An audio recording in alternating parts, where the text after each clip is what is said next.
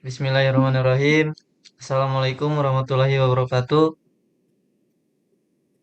Eh, Waalaikumsalam Waalaikumsalam warahmatullahi warahmatullahi wabarakatuh. wabarakatuh. Perkenalkan kami dari salah satu kelompok dari mata kuliah Audit Sistem Informasi. Perkenalkan, nama saya Zatnika Maulana. Pada kesempatan kali ini saya akan bertindak sebagai moderator sekaligus pemateri pertama dalam presentasi etika auditor dalam situasi konflik kepentingan.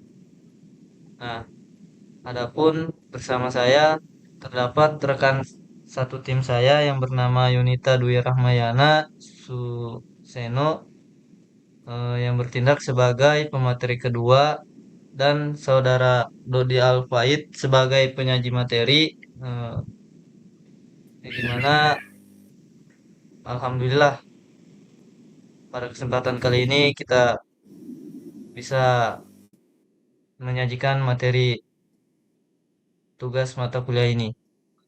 Baik, adapun topik yang akan dibahas yaitu etika auditor dalam situasi konflik kepentingan dengan studi kasus peretasan sistem akademik kampus.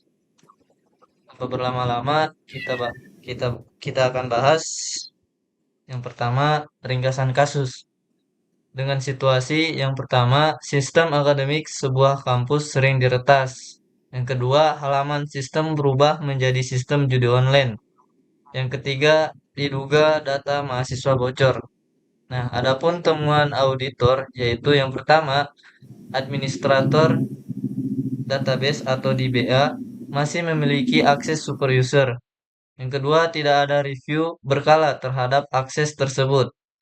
Yang ketiga, tidak ada audit trail untuk aktivitas super user. Nah, adapun tekanan, adapun tekanan yang pertama yaitu manajer TI meminta temuan tidak ditulis.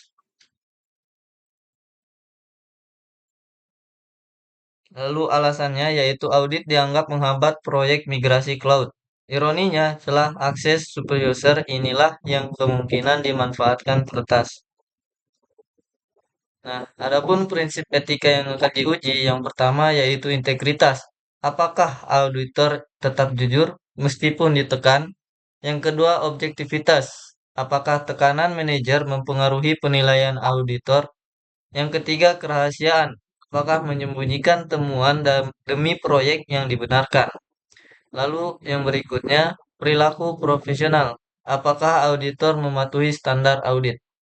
Kesimpulan prinsip yang paling terancam adalah integritas dan objektivitas. Nah, lanjut ke pemateri kedua pada saudari Yunita, saya persilakan. Baik, selanjutnya kita masuk di bagian risiko jika temuan dihilangkan, yaitu terdiri dari reputasi kampus rusak, sistem akademik berubah menjadi judi online, kepercayaan mahasiswa, orang tua, dan mitra hilang. Peretasan berulang, celah yang sama tetap terbuka, sistem bisa diretas lagi kapan saja. Data mahasiswa bocor, NIM, nilai, data pribadi bisa disalahgunakan. Tidak ada jejak audit, tidak bisa melacak siapa yang mengubah konfigurasi atau menanam backdoor. Yang terakhir yaitu auditor ikut bertanggung jawab.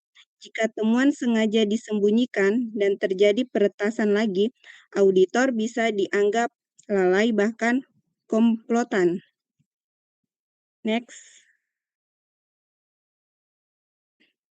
Selanjutnya yaitu respon profesional yang harus dilakukan auditor.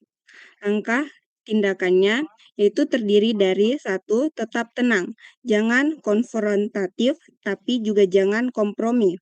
Yang kedua, jelaskan fakta dan risiko, sampaikan dengan data bukan emosi. Ketiga, tegaskan kewajiban etika.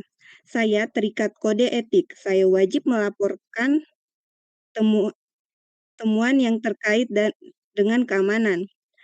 Tawarkan solusi konstruktif, bukan hanya harus dilaporkan, tapi bagaimana melaporkan agar proyek code tidak terhambat.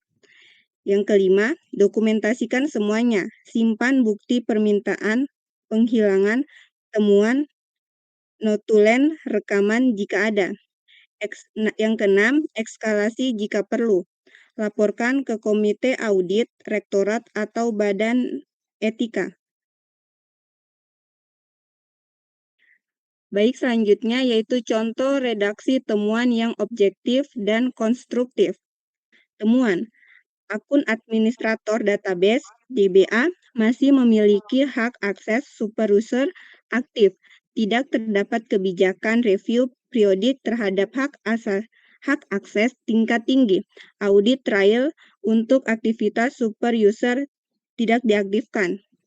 Yang kedua, dampak yang sudah terjadi. Sistem akademik telah mengalami peretasan berulang kali dengan bukti perubahan halaman menjadi konten judi online. Lemahnya pengelolaan akses super user menjadi celah potensial yang memungkinkan insiden tersebut. Yang ketiga, risiko jika tidak diperbaiki. Peretasan dapat terulang kapan saja. Tidak ada kemampuan forensik untuk melacak pelaku. Data mahasiswa rentan bocor.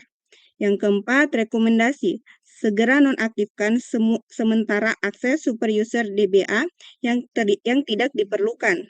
Terapkan kebijakan review akses super user setiap bulan. Aktifkan audit trial untuk semua akses super user. Sebelum migrasi, code audit ulang semua hak akses.